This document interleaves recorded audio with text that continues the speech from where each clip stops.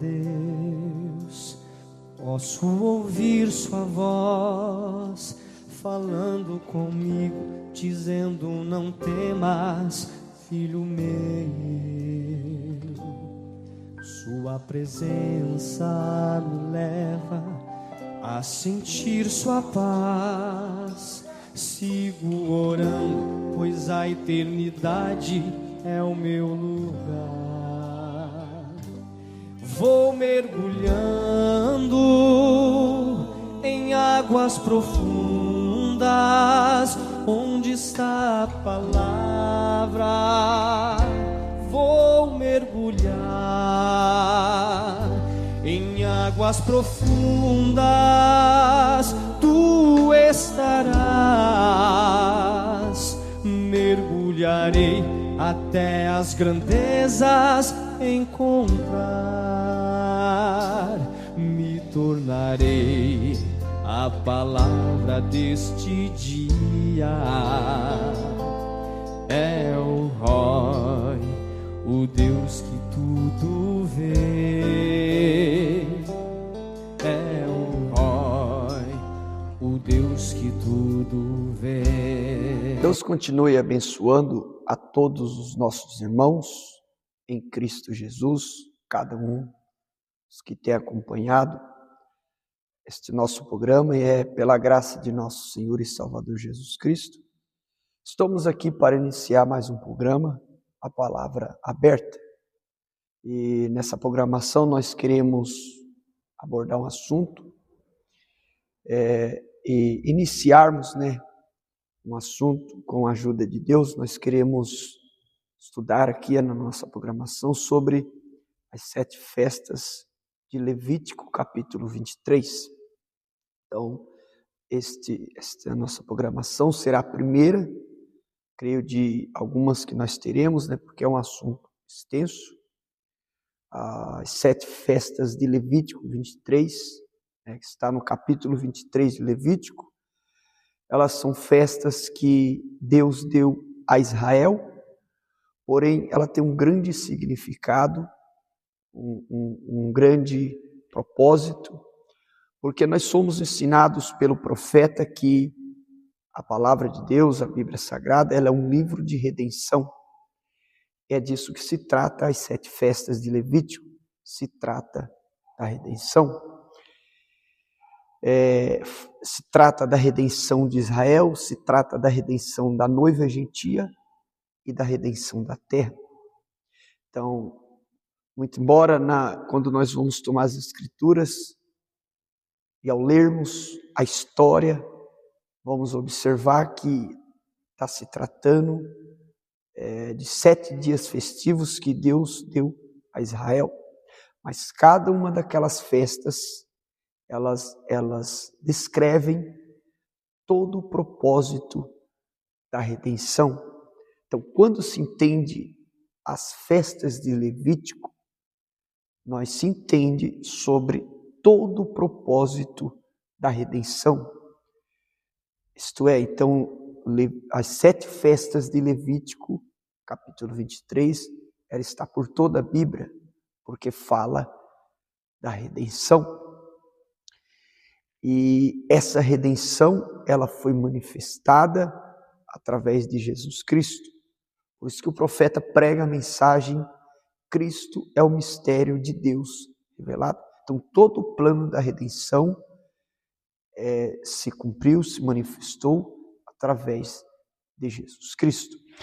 Antes de nós abordarmos a Escritura, eu quero tomar aqui uma citação do profeta relacionada a este assunto, e como ponto de partida, e assim avançarmos neste nosso estudo, neste nosso assunto. Quero citar aqui uma citação na mensagem O Desvelar de Deus, no seu parágrafo 78. O profeta diz assim: Deus, toda a plenitude. Então Deus é toda a plenitude. Toda a divindade corporalmente estava nesta pessoa, Jesus Cristo. Ele era Deus e Deus somente, não uma terceira pessoa. Veja, não uma terceira pessoa, uma segunda pessoa ou uma primeira pessoa, mas a pessoa Deus velado em carne humana. Então, toda a plenitude, que é a plenitude da divindade, é o próprio Deus, é a própria deidade. Então, toda a deidade, toda a plenitude, tudo que era Deus estava manifestado, estava habitando em Jesus Cristo. Por quê? Porque Jesus Cristo é o mistério de Deus revelado. Todo o mistério da redenção foi manifestado através de Jesus Cristo. Então, através dessas 7 festas de Levítico, nós vemos, entendemos todo este processo da redenção da igreja, da noiva gentia, da redenção de Israel e da redenção da terra.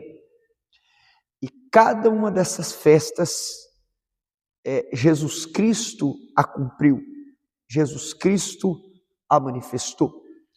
Em uma de nossas programações passadas, nós estudamos um assunto sobre o ministério de filho, filho do homem, filho de Deus e filho de Davi.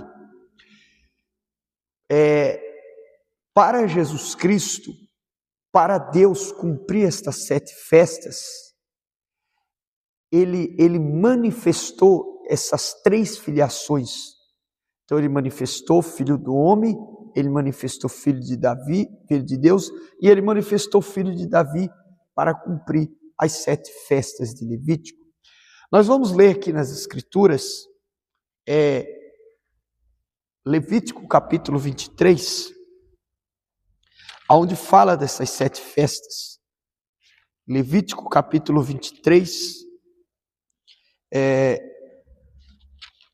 a partir do versículo 4, eu quero ler o versículo 4 até o versículo em diante, por volta até do versículo 11, né? E queremos estudar as 3 primeiras festas nessas programações. Levítico 23, verso 4 diz assim: estas são as solenidades do Senhor, as santas convocações que convocareis no seu tempo determinado. No mês primeiro mês do ano no calendário hebraico é abril, ou seja, no mês de abril, aos 14 do mês, isto é, no dia 14 de abril, é a Páscoa do Senhor. E aos 15 dias deste mês é a festa dos pães asmos do Senhor. 7 dias comereis asmos. No primeiro dia tereis santa convocação, nenhuma obra servil fareis, mas 7 dias oferecereis ofertas queimada ao Senhor. Ao 7º dia haverá santa convocação, nenhuma obra servil fareis. E falou o Senhor a Moisés, dizendo: fala aos filhos de Israel e dize-lhes: quando houverdes entrado na terra que vos hei de dar, e cegardes a sua cega, isto é, colher da tua colheita, então trareis um óleo das primícias da vossa colheita ao sacerdote, e ele moverá perante o Senhor, para que sejais aceito ao Senhor, para que sejais aceito ao seguinte dia do sábado, o moverá o sacerdote. Então observe, Levítico 23, do versículo 4 ao versículo 11, está tratando das 3 primeiras festas de Levítico. A primeira festa é a festa da Páscoa. O que era feito na festa da Páscoa no 14º dia do mês de abril, isto é, no dia 14 de abril, eles tomavam um cordeiro, e esse cordeiro, ele era morto no tempo da tarde. Por que era praticado isso nessa festa? Porque eles estavam relembrando, eles estavam fazendo memória de Êxodo capítulo 12, porque lá em Êxodo capítulo 12, Deus disse a Moisés que cada pai de família tomasse um cordeiro. Veja, lembre-se, lá em Êxodo 12, fala da última praga que foi derramada sobre a terra do Egito, que foi a a praga da morte dos primogênitos. Foi anunciado que à meia-noite o anjo da morte passaria por toda a terra do Egito e feriria todo o primogênito, desde a casa de Faraó até a casa do servo, desde a casa de Faraó até o primogênito dos animais. Mas antes que o anjo da morte passasse, Deus enviou uma via de escape. Deus disse para Moisés: mande que cada pai de família tome um cordeiro de um ano, um cordeiro macho de um ano sem defeito, sem ruga, sem mancha, e que esse cordeiro fosse morto, e que eles pegassem o sangue desse cordeiro morto e aplicassem nos umbrais das portas. E a Bíblia diz em Êxodo 12, versículo 12 e 13, que quando o anjo da morte passasse pela terra do Egito para ferir todo o primogênito, vendo o sangue aplicado nos umbrais das portas, o anjo da morte não passaria. Então observe, em tempos de juízo, em tempos de julgamento, quando a morte estava passando pela terra, o sangue de um inocente derramado, o sangue de um cordeiro livrou aquela casa da morte. Então, quando os judeus estavam na terra da promessa, no primeiro mês do ano, no mês de abril, no 14º dia, eles tinham que tomar um cordeiro. Nessa festa, eles estavam relembrando que a morte de um cordeiro guardou suas casas em tempo de juízo. Então, após a festa da Páscoa, eles tinham que comer os pães asmos. 7 dias eles comiam pães asmos.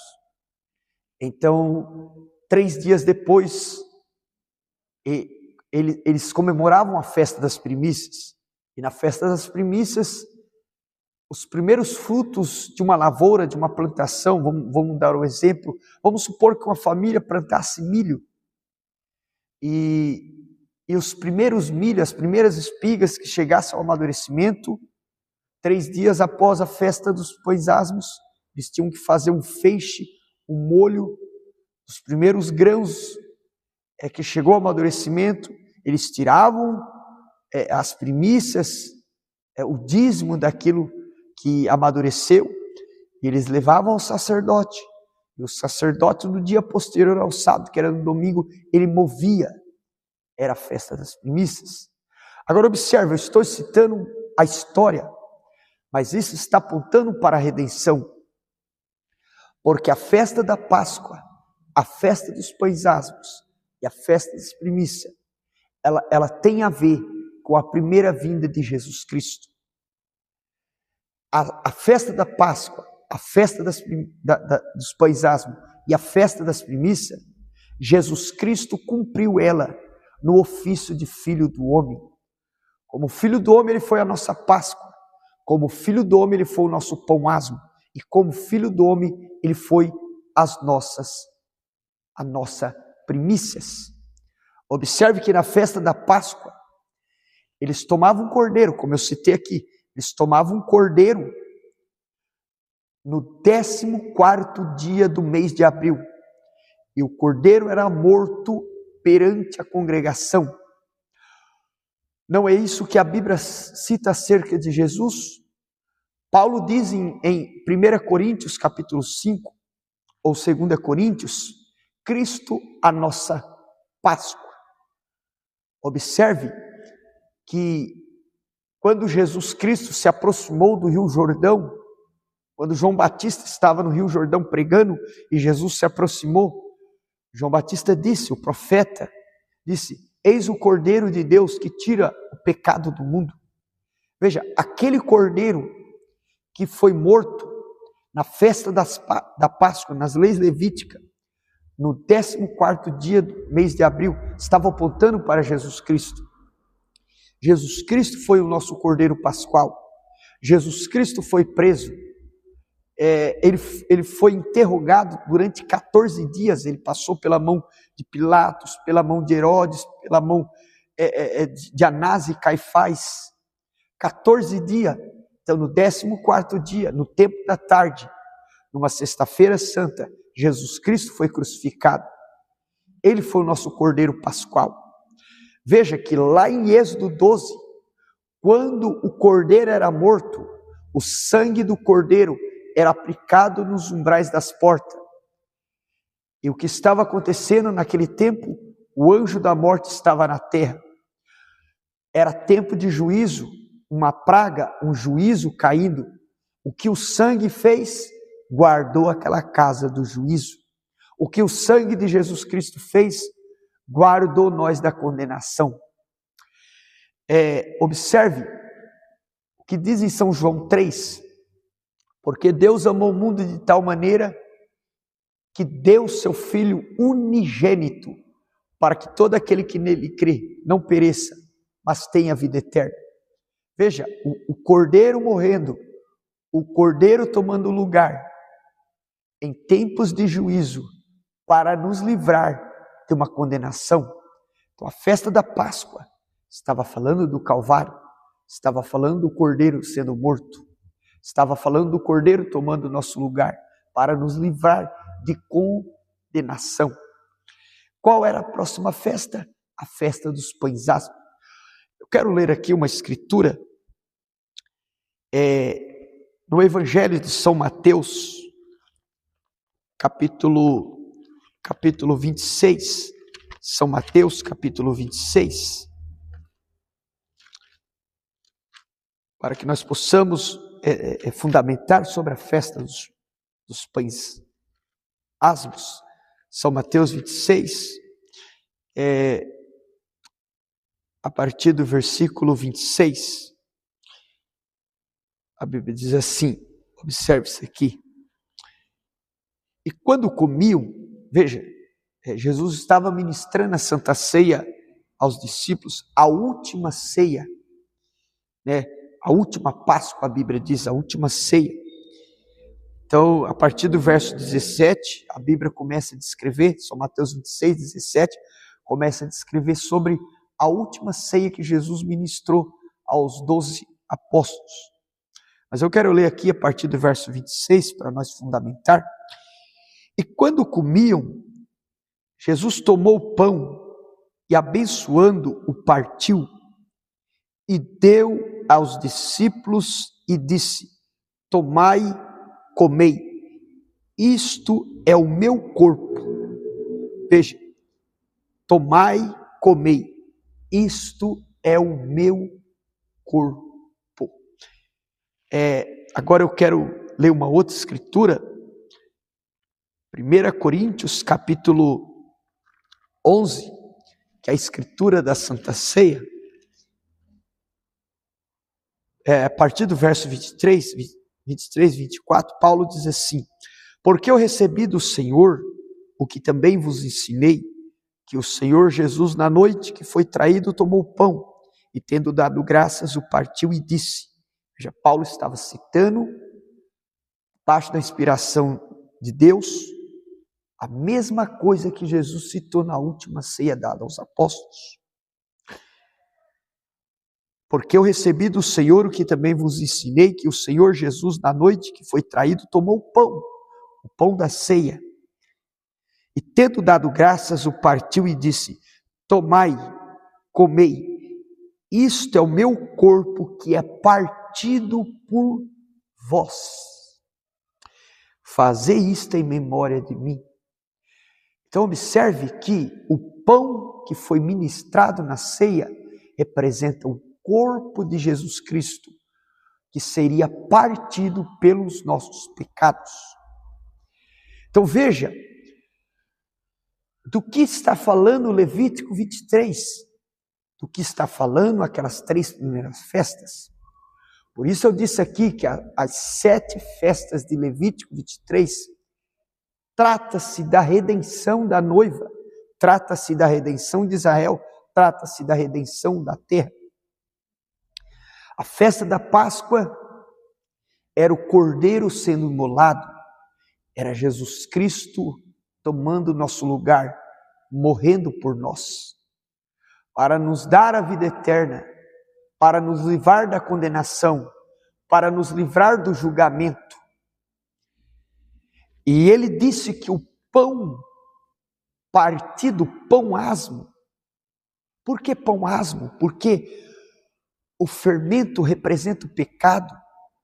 E Jesus Cristo era o pão vivo que desceu do céu.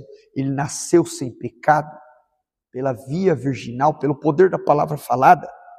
Então, aquele pão que o ministro, um sacerdote, parte todo mês no culto de ceia, representa aquele corpo partido. Então, o pão asmo representa o corpo de Jesus Cristo partido.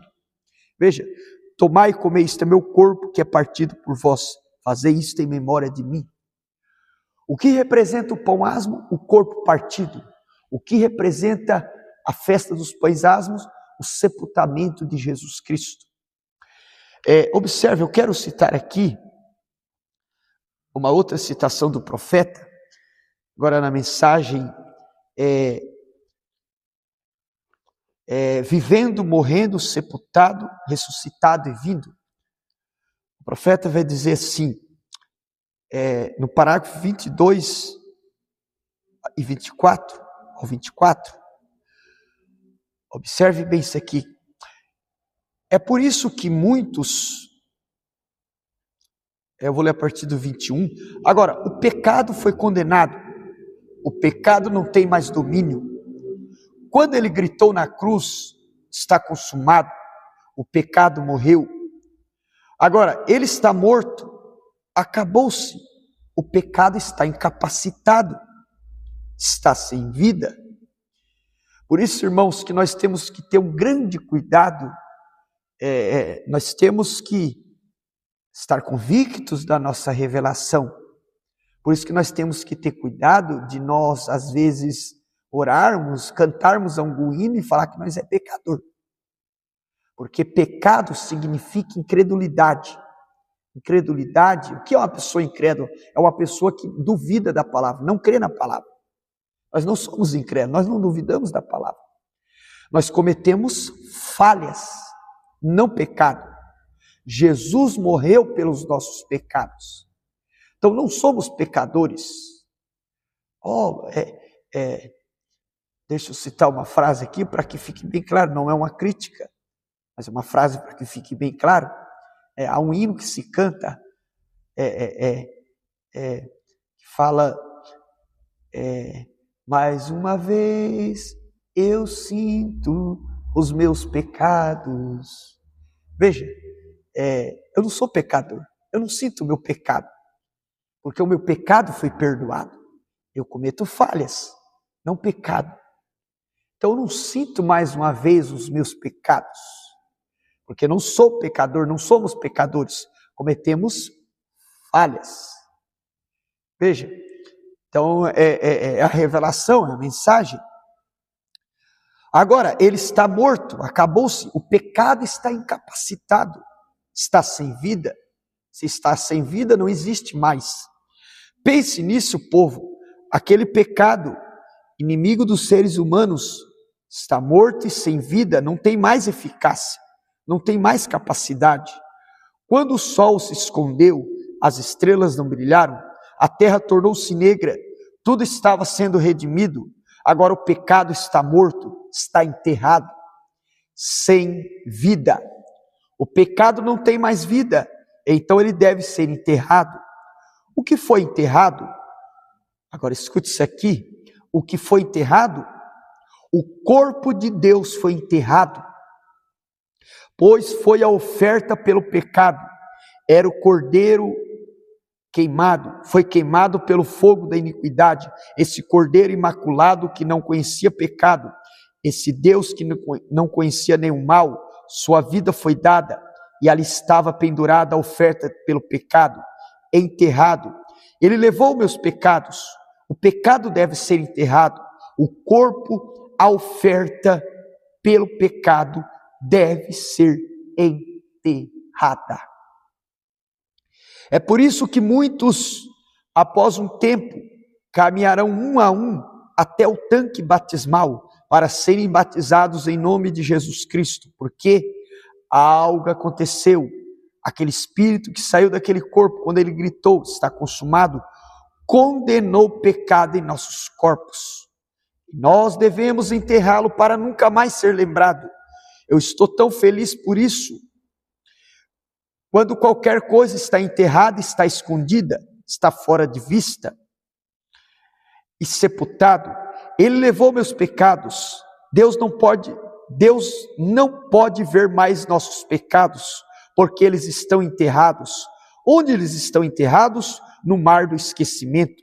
Pense em um mar do esquecimento. Deus não pode lembrar mais deles, porque estão mortos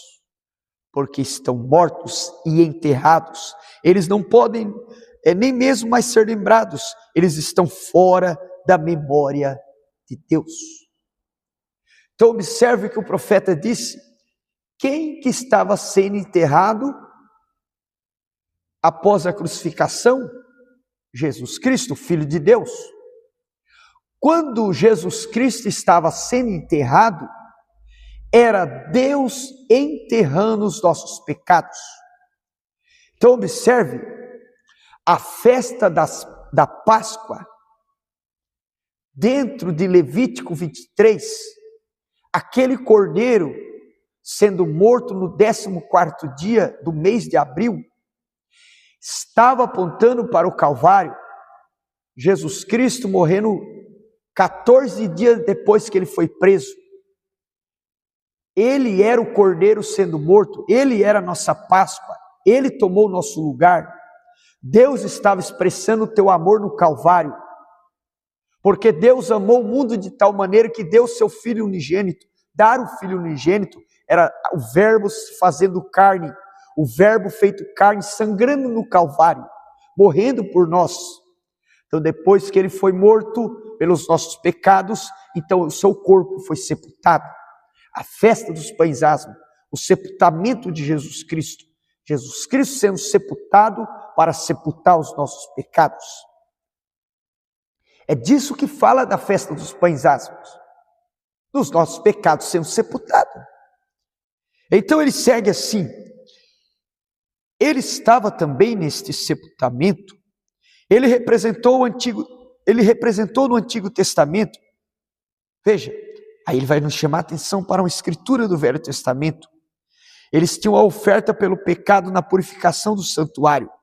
E essa oferta pelo pecado era que eles levavam 2 bodes, e um bode era morto e o outro tinha os pecados que eram colocados sobre o bode morto, colocados sobre o bode vivo. Lembre-se, Jesus era um carneiro, ele era um cordeiro, mas neste caso ele se tornou um bode. Ele era justiça, porque ele era Deus, o carneiro, mas ele se tornou um bode, pecado, para que ele pudesse ser a oferta pelo pecado por mim, por você, de um carneiro para um bode. E Jesus foi representado em ambos os animais, ambos os bodes, porque um morreu, ele morreu pela expiação. O segundo, os pecados da expiação foram colocados sobre o bode expiatório. E o bode expiatório tomou os pecados do povo e foi para longe no deserto para carregar os pecados do povo. O que foi isso? Foi a morte e o sepultamento de nosso Senhor Jesus. Então, quando lá no Velho Testamento, quando Deus mandou tomar a oferta pelo pecado, veja, irmãos, por isso que Paulo disse que o Velho Testamento é a sombra dos bens futuros e não a imagem exata. Estava apontando para o que Deus faria no futuro. Então, para a oferta do pecado, para a purificação do santuário, para a purificação do pecado, eles tomavam 2 bodes. E eles lançavam a sorte caía sobre um. Então eles pegavam um bode, degolavam o bode, para tomar o lugar do pecador da congregação.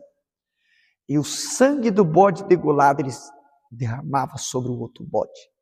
O bode degolado estava apontando para a festa da Páscoa, o cordeiro sendo morto, Jesus Cristo no Calvário.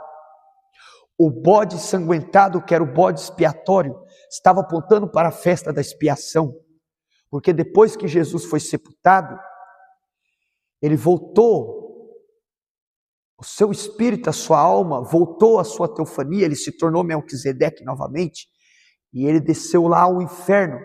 A Bíblia diz isso, que ele foi ao inferno, pregou para as almas em prisão. O que era isso? Era o bode levando os pecados sobre o deserto, sobre o inferno, para devolver nas costas de Satanás. Então os dois bodes estavam apontando para a festa da Páscoa, o bode morto, o bode indo para o deserto, levar o sangue, levar o pecado da congregação, estava representando a festa da Páscoa. Jesus sendo sepultado, Deus sepultando os nossos pecados e levando nas costas de Satanás. Então observe, 3 dias depois da festa dos pães asmos, eles comemoravam a festa das primícias. E o que eles faziam na festa das primícias? Os primeiros grãos que chegassem ao amadurecimento, eles levavam ao sacerdote, e no dia posterior ao sábado, que é domingo, o sacerdote movia sobre a congregação.